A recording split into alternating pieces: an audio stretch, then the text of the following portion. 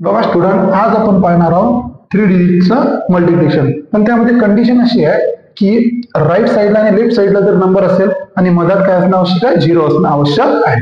तर आता बघा ते सुद्धा बघू आपण एकदम इझी वे ना. तर सर्वात पहिले काय करायचं, या दोघांचा मल्टिप्लाय करायचा. 6 5 किती झालं 30.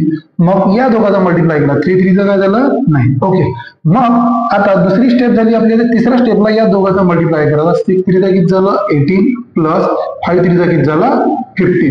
तर दोघांची ऍडिशन किती होते, तर दोघांची ऍडिशन होते 33. क्लिअर झालं एक एक्झाम्पल. आता दुसरं बघू, नंतर चेक करा.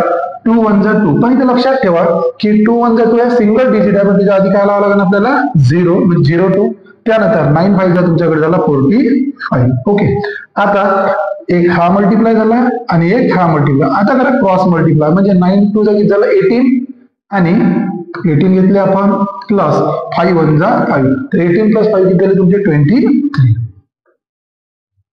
हा सुद्धा झाला. आणखी एक एक्झाम्पल चेक करा.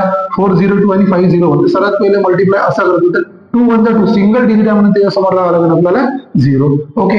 5 4 जा किती झालं आपल्याकडे 20. मग आता क्रॉस मल्टिप्लाय करा. चेक करा. 5 2 जा 10 प्लस 4 1 जा 4. तर दोघांची ऍडिशन किती झाली 14. ओके. तर या पद्धतीने तुम्ही 3 डिजिटचे अशा प्रकारचे एकदम इझी वेने तुम्ही सॉल्व्ह करू शकता. थँक्यू.